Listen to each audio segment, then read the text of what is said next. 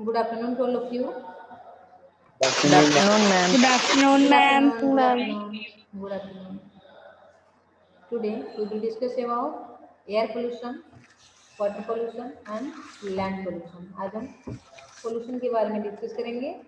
Air कैसे pollution होती है, वाटर कैसे होती है, लैंड कैसे होती है, उसके ऊपर हम डिस्कस करेंगे। ठीक है। Sources of air pollution, first हम देखेंगे एयर पोल्यूशन। एयर पोल्यूशन का सोर्स क्या क्या है, कैसे वो पॉल्यूट हो जाता है। ठीक है। Air pollution occurs when harmful substances such as chemicals, smokes from vehicles, and gases waste are released into the air. Air pollution is harmful to the environment and living things. तो air कैसे pollute होता है ना, उसमें से जब आपका waste material, gases waste हो गया, स्मोक हो गया, धुआं हो गया, व्हीकल से जो आपका गाड़ी मोटर से धुआं निकलती है वो धुआं हो गया, आपका केमिकल्स हो गया, ये सब एटमोस्फेयर में मिलेगा जाके, तो एटमोस्फेयर को बिल्कुल क्या करेगा, पॉल्यूट करके रख देगा। देन हम कहते हैं क्या, एयर पोल्यूशन हो गया। ठीक है। एयर पोल्यूशन बहुत क्या करता है, हार्मफुल इफेक्ट डालता है एनवायरमेंट के ऊपर और लिविंग थिंग्स के ऊपर। Air pollution can take place outdoor as well as indoor. Air pollution दोनों तरीके से होती है। बाहर की क्या है, कुछ काम होती है बाहर में, उससे भी पोल्यूशन होती है, और इंडोर पोल्यूशन भी होती है। आउटडोर पोल्यूशन में से क्या होती है ना, जैसे स्मोक हो गया, dust, chemicals released into the atmosphere from the sources such as the vehicles, factories, the storms, volcanic eruptions, ये सब क्या हो जाएगा, आउटडोर हो जाएगा, बाहर है। और इंडोर में क्या है ना, indoor air pollution is mainly cause due to the combustion of fuel. घर में क्या करते हैं, फ्यूल जलाते हैं फॉर कुकिंग, खाना बनाने के लिए। एंड हीटिंग स्मोक फ्रॉम टबाको, जैसे घर में कोई किसी का आदत खराब है जो बीड़ी बीड़ी लेते हैं, तो उनमें से क्या होती है ना, स्मोक प्रोड्यूस होता है। वो घर की बात है भाई, इंडोर है वो भी क्या करता है ना, एटमोस्फेयर को पोल्यूट करता है। ठीक है, एयर पोल्यूशन करता है। And chemicals use for the building such as the vapours from paint. Paint में से देखो, कहीं पे भी पेंट जब लगाया जाता है ना, तो देखोगे कैसे बदबू आती है। ठीक है, आप तो उसको बोलोगे खुशबू, खुशबू कहते हैं ना पेंट की खुशबू, बट वो बहुत हार्मफुल है, डेंजरस है। वो खुशबू नहीं होती है, उसमें से कार्बन मोनोऑक्साइड गैस रिलीज होती है जो बहुत हार्मफुल है। ठीक है, अब हमारे लिए है, एनवायरमेंट के लिए, सबके लिए है। Causes of air pollution, air pollution का कारण सब क्या क्या है ना, dust storms that gives rise to the dust pollution, ये भी है। और क्या है, नेचुरल फॉरेस्ट फायर, जैसे बाय नेचर जंगल में आग लग जाएगी तो क्या होगा, it emits large amount of smoke, उसमें से बहुत सारा धुआं क्या होगा, एटमोस्फेयर में चला जाएगा। और क्या है ना, volcanic eruptions that release the solid particles, acid, smokes and harmful gases into the atmosphere. यहाँ पे आप फिगर देख पा रहे हो, वोल्केनिक एरप्शंस जो क्या कहते हैं, आपको पता है कि कोर में क्या है आपका, माग्मा है, वो जो बाहर आ जाता है, बाहर जब आएगा ना, उसमें से क्या आएगा, हाँ आश भी आएगा, स्मोक आएगा, हार्मफुल गैसेस आएगा जो हमारे लिए जरूरत नहीं है, वो सारे कुछ कहाँ चला जाएगा ना, एटमोस्फेयर में जाके क्या होगा, मिलेगा। एटमोस्फेयर में जब जाके मिक्स हो जाएगा तो एटमोस्फेयर को पोल्यूशन करेगा। ये भी एक, ये क्या बाय नेचर होती है, इसके लिए ह्यूमन बीइंग क्या करेगा। ठीक है, बाय नेचर होती है। तो हम ये कह सकते हैं इनडायरेक्टली ह्यूमन बीइंग ही उसके लिए दायी है, क्योंकि ह्यूमन बीइंग क्या करता है, एटमोस्फेयर को बिल्कुल संतुलन को बिगाड़ देता है, प्लांट पेड़ पौधे को काट लेता है, तो ये सब के कारण यही होती है। ठीक है, और क्या है ना, plant pollens which contributes to dust pollution specially in spring and summer. Plant जो पोलिनेशन होती है, पता है, पोलिनेशन भी एक रीजन है। ठीक है, जो एयर पोल्यूशन कराता है। Emission of the harmful gases from factories, factory आप देख पा रहे हो ये फिगर, फैक्ट्री में से क्या होता है ना, जो हार्मफुल गैसेस रिलीज होती है, तो वो हार्मफुल गैसेस कहाँ जाएगा भाई, एटमोस्फेयर में तो जाके मिक्स होगा, तो एटमोस्फेयर को पोल्यूशन करेगा। एटमोस्फेयर में मीन्स एयर, एयर पोल्यूशन करेगा। Burning of fuels to run vehicles and generate electricity. ठीक है, जैसे कि हम फ्यूल चलाते हैं और उसमें से एनर्जी आती है, और उसी एनर्जी से हम क्या करते हैं ना, मशीन चलाते हैं, व्हीकल्स, गाड़ी मोटर चलाते हैं, तो उसमें से जो धुआं रिलीज होता है, धुआं क्या करता है, एटमोस्फियर को पोल्यूशन करता है। बहुत सारे है रीजन। ठीक है, warning of fuels for domestic purposes like the cooking and heating, खाना बनाने के लिए, जैसे अभी सर्दी चल रही है तो हम क्या करते हैं, आग तापने के लिए भी हम जलाते हैं, उसमें से धुआं क्या होती है, रिलीज होती है, वो भी एटमोस्फेयर को पोल्यूशन करता है। ठीक है, और क्या है, बहुत सारे हैं। क्लोरोफ्लोरोकार्बन, यूज ऑफ क्लोरोफ्लोरोकार्बन, याद रखिएगा CFC, इन द रेफ्रिजरेटर्स, अभी तो रेफ्रिजरेटर आ रहा है जो क्या क्लोरोफ्लोरोकार्बन रिलीज नहीं हो रही, उसके लिए एक मशीन लगती है उसमें, ठीक है। एयर कंडीशनर हो गया, एरोजल स्प्रे हो गया, जो स्प्रे हम यूज करते हैं, डीओ लगाते हैं भाई, खुशबू देगा। अरे भाई खुशबू नहीं दे रहा है, वो एनवायरमेंट का क्या है, बहुत बड़ा सा एनिमी है, उसको लगाना नहीं चाहिए। मैं तो रेफर करूंगी भाई डीओ क्यों लगाओगे, अच्छे से नहा लो, खुद को साफ सुथरा रखो, तभी बदबू बिल्कुल नहीं आएगी। CFC are chemicals containing atoms of carbon, fluorine and chlorine which are harmful for the environment। ये जो CFC क्लोरोफ्लोरोकार्बन, इसमें से देखो क्लोरीन है और कार्बन है, ये तीन चीज बहुत हार्मफुल क्या है, इफेक्ट है इन तीनों का। Mining to extract metal from the earth, ये भी एक है reason. Construction of the building, market, factories and homes, ये भी एक रीजन है। तो बहुत सारे रीजन है एयर पोल्यूशन के लिए, ठीक है। तो जितना भी हमने डिस्कस किया समझ में आया या नहीं बताओ। यस मैम, आ गया। Yes ma'am. ओके, इसमें से बस सुनना है, कुछ है नहीं ऐसे कि डिफिकल्ट फॉर्मूले हम समझेंगे या फॉर्मूला पुट करेंगे। इसमें से बस सुनना है किस चीज के लिए पोल्यूशन हो रहा है और उसको हम कैसे रोक पाएंगे, ठीक है। ये दो चीज है।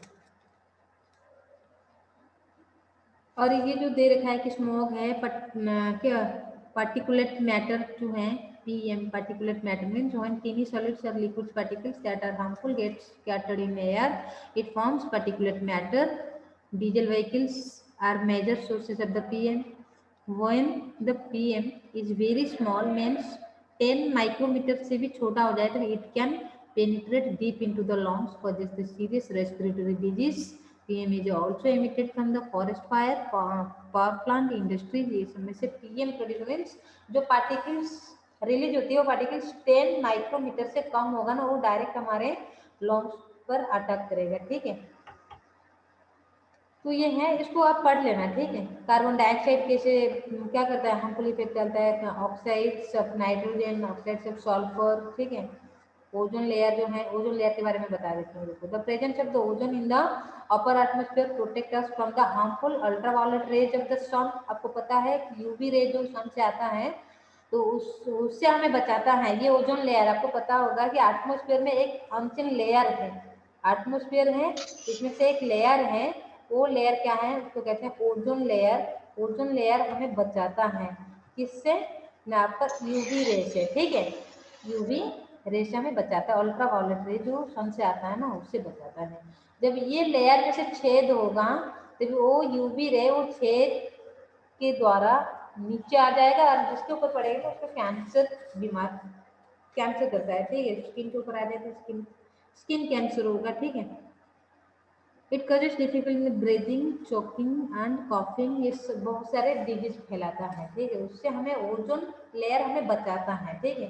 बट ये लेयर छेद हो जाएगा तो हमें कौन बचाएगा, ये भी एक है। जब एटमॉस्फेयर में एयर पोल्यूशन होगा तब ये हो जाएगा, ठीक है, ओजोन लेयर में डिप्रेशन आ जाएगा, ये भी एक है, उसको पढ़ लीजिएगा।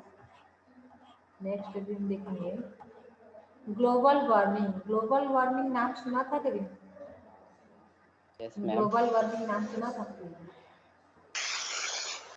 Yes ma'am. हाँ, तो ये क्या होता है, आपका जो पूरे वर्ल्ड में टेम्परेचर बढ़ जाएगा, ठीक है।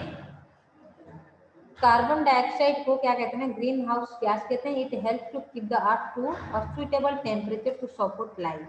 देखो कार्बन डाइऑक्साइड बिना लाइफ असंभव, बिल जीना मुश्किल हो जाएगा, और कार्बन डाइऑक्साइड ज़्यादा हो जाएगा तब भी जीना मुश्किल। कैसे, मैं कार्बन डाइऑक्साइड को लेके प्लांट क्या करता है, अपना खाना बनाता है by the process of photosynthesis, ठीक है।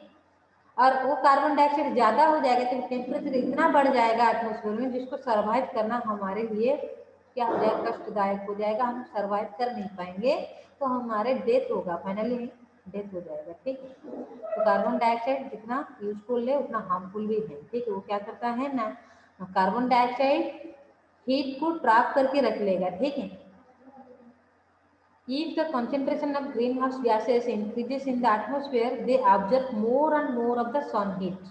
ये है बुक में भी लिखा गया है, जो ग्रीन हाउस गैसेस का कंसेंट्रेशन ज़्यादा हो जाएगा एटमोसफेयर में तो वो क्या करेगा, सन हीट को ज़्यादा से ज़्यादा ट्रैप करके ऑब्जर्व करके रख लेगा। This causes under increasing increases in the average temperature of the earth atmosphere resulting in global warming, तभी हम क्या कहेंगे उसको ग्लोबल वार्मिंग कहेंगे। ठीक है, ये था global causes of the global warming.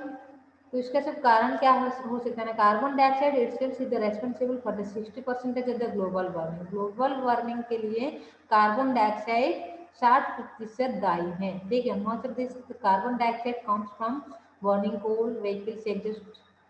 once released, carbon dioxide can remain in the atmosphere for about 50 to 200 years. एक बार कार्बन डाइऑक्साइड रिलीज हुआ तो एटमॉस्फेयर में 50 से लेकर 200 साल तक रहता है। ठीक है, decomposition of the organic matters by the anaerobic bacteria produces methane. A lot of this gases is produced in swampy area and wetlands. Methane remains in the atmosphere for about 7 to 10 years. Methane atmosphere में 7 से लेकर 10 साल तक रहता है। ठीक है, ये जब रहेंगे तब इनका काम क्या है? वो हीट को ट्रैप करेंगे। ठीक है, तभी आपको पता है पहले इतना गर्मी नहीं होता था, अभी गर्मी ज्यादा हो रहा है। क्यों हो रहा है? एटमॉस्फेयर में कार्बन डाइऑक्साइड का मात्रा बढ़ गया है। पहले था कार्बन डाइऑक्साइड 0.02, याद रखना पहले था, पहले जमाने के बात कहती हूँ, जिस टाइम में बहुत कूल था एटमॉस्फेयर, उस टाइम में 0.02% था कार्बन डाइऑक्साइड। देन हो गया क्या ना 0.03% हो गया। फिर से अभी कितना है ना 0.04% है। आगे देखो कितना बढ़ता जाएगा।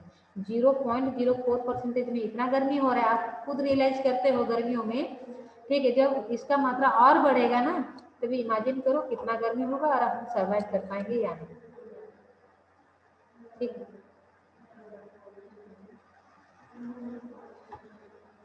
तो ये क्या है ना कार्बन डाइऑक्साइड, इसलिए कार्बन डाइऑक्साइड को क्या कहते हैं ना 60% वो दायी है ग्लोबल वार्मिंग के लिए। ठीक है, नेक्स्ट में इफेक्ट ऑफ ग्लोबल वार्मिंग क्या होगा? क्या है इफेक्ट उसका? क्या करता है वो? टेम्परेचर बढ़ाएगा। ठीक है, global warming causes polar ice क्या तो मेल्ट। जो टेम्परेचर बढ़ेगा पोलर में, आपको पता है 2 पोल में, नॉर्थ पोल और साउथ पोल में से आइस है, आइस क्या भी कहते हैं उसको, वो मेल्ट होना शुरू हो जाएगा। जब मेल्ट होगा तो क्या होगा भाई? वो सारे पानी किसके अंदर आएगा? अर्थ के अंदर ही तो आएगा। Which is in turn raises sea level, समुद्र लेवल बढ़ जाएगा। Leads to the flooding in coastal area, बाढ़ आ जाएगा। ठीक है, global warming also leads to the unexpected changes in the weather patterns and climate conditions of the regions. For example, the summer temperature in the many parts of the world have been increased by the 2 degree Celsius over the past 30 years due to the global warming. 2 degree Celsius बढ़ गया है। ठीक है, humans and other animals find it difficult to adjust to these changes in the climate.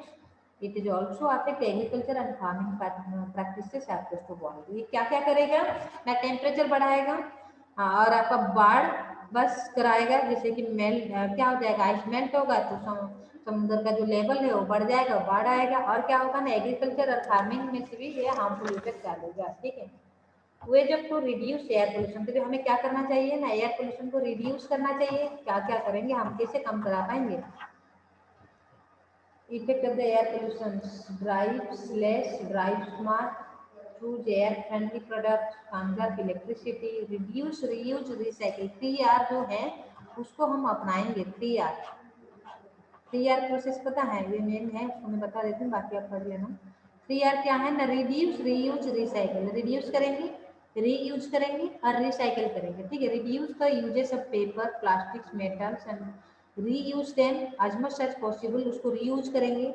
देखो use करना कम, बहुत कम कर देंगे और जो भी यूज करते हैं उसको रीयूज करना सीखेंगे।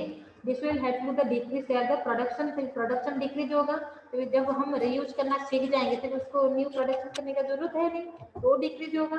जब फैक्ट्री में से प्रोडक्शन डिक्रीज होगा तो वो जो रॉ मटेरियल जहाँ से हम लाते थे, प्लांट पेड़ पौधे काटते थे, उसके लिए वो क्या होगा? पेड़ पौधा कटा नहीं जाएगा, एनवायरमेंट का संतुलन सही रहेगा। ठीक है, यही सब। और क्या रिसाइकल, रिसाइकल प्रोडक्ट क्या कहता है? रिसाइकलिंग में रिक्वायर्स लेस फ्यूल। रिसाइकल में से क्या होता है?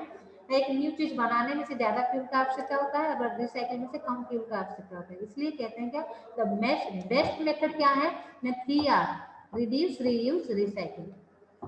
नेक्स्ट देखो एयर पोल्यूशन, और केस स्टडी। एक केस स्टडी आप बता सकते हो कि एयर पोल्यूशन में से क्या है ना आपका मेन। तो आप जो ये फिगर देख रहे हो ताजमहल, ताजमहल पहले बिल्कुल क्या था? व्हाइट व्हाइट था, अभी देखो उसका कलर कैसे हो गया है। ये तो एक सबसे बेस्ट केस है। ठीक है, सबसे बेस्ट है ये। ठीक है, the most famous monuments The Taj Mahal is being the harmed by the acid rain. It is one of the India's most visited tourist places. It is made up of the marble, which is calcium carbonate. ये marble से बना हुआ है, but ये अभी क्या हो गया है उसका कलर, देख पा रहे हो खुद सामने में, ठीक, ये एक है। तो केस स्टडी बहुत सारे होगा, ठीक है, आप देख लेना। तो एक मैंने आपको बताया क्या है ताजमहल के बारे में, और भी बुक में पढ़ लीजिएगा।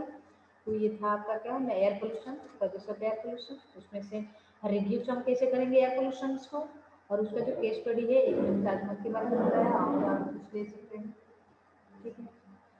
तो ये टॉपिक्स पे हम नेक्स्ट टॉपिक्स हम देखेंगे क्या है, वाटर एंड लैंड पोल्यूशन।